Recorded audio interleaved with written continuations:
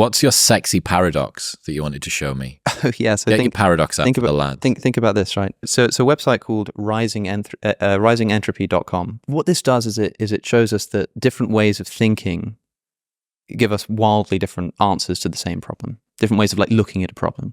So imagine that there's a maniac who, and it's called the Anthropic dice killer, if you want to look it up. There's a maniac who is kidnapping people and murdering them. And what he does is he kidnaps one person and he blindfolds them and he rolls a dice. And if that dice is a 6, then he'll kill you. If not, he'll let you go free. And what he'll do if he lets you go free is he'll go and pick up 2 people, kidnap them, blindfold them, roll the dice. If it's a 6, kills you. If it's anything else, go free. Then it's 4 people. Then it's 8 people. And it doubles. So it's an exponential until growth. he hits a 6. Until he hits a 6. Now, you wake up, knowing all this information, you wake up blindfolded. And you know these facts.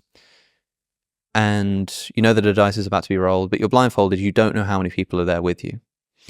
You're given a button that you can press that will make the chances that you're killed half, 1 and 2.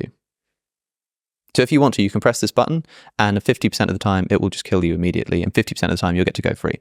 Or you can let him roll the dice. Okay. What do? Do you press the button or not?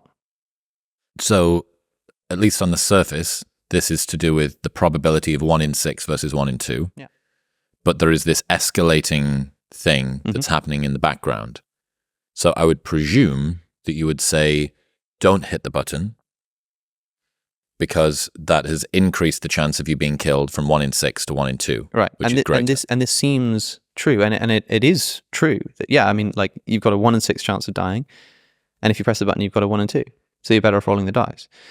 But if you think about it as a sort of, as one big block, then something very strange happens. Because if you consider all of the people involved, if all you know is that you've sort of woken up and you're somewhere in this process, then interestingly, like, say it gets to number 2, it gets to round 2, then there have been 3 people involved, 3 victims involved. Mm-hmm. The first one and then the second 2. And the second 2. And 2 of them end up dying, and 1 of them goes free. Mm-hmm. So if you find yourself in this situation as a victim, you've got a more than half probability that you're in the second group that ends up dying. I suppose that actually it ends in the third group. Right? Now there are how many people involved? You got 1, then 2, then 4. Yeah. So we've now got 7 people involved, right? And 4 people end up dying. Mm-hmm. And so if you sort of wake up in this scenario, you've got a 4 in 7 chance that you're going to die, that you're going to be one of the people who dies, which is more than half. And this continues, such that if you consider the fact that it doesn't matter where it ends, you're always going to have a slightly higher than half chance that you're in the group that ends up getting killed. But is it more than half, given that each round of the dice roll is only 1 in 6? Yeah.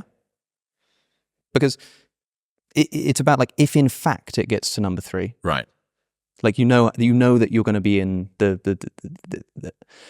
there's a more than half chance that you're going to be in the group that dies. If it in fact gets to number 2, then there's a more than half chance that you're going to die. If it in fact gets to number 4... So I'm going to hit the button. Is that right?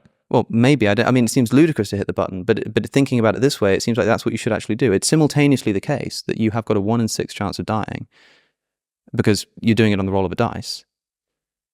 But at the same time, if you think about the fact that one of these groups is going to end up dying, and it doesn't matter where it ends, the chances of you being in that group are always going to be slightly higher than half. Right, from a population level.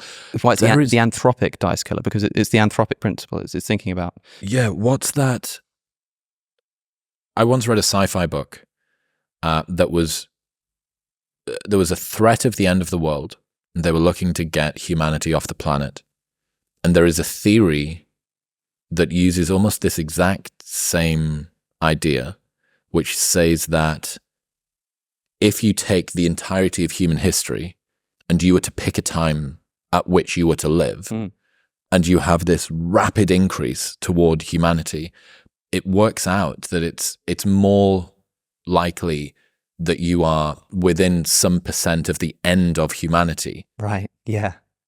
Because of the exponential growth. Precisely. Yeah, exactly. Are you familiar with this idea? I don't think so. Right, but it works. But it's fascinating. It's the same kind of principle. Works the exact same. Yeah. As long as that graph is going up at the requisite speed, then yeah. Right, and this is the exact same thing. I mean, the version on the website actually involves snake eyes, so it's 2 dice, and instead of it being 1, then 2, then 4, it's 1, then 10, then 100, then 1,000. Right, they get yeah, kidnapped. so it ramps up more quickly. And now you're rolling snake eyes, so it's a 1 in 36 chance. Mm-hmm. And it turns out that if you add up the probability of like, you know, n number of cases, it's something like a 90% chance versus the half that you get to press. Which just seems ludicrous. And it seems that 2 things are true at once, depending on just how you look at the problem.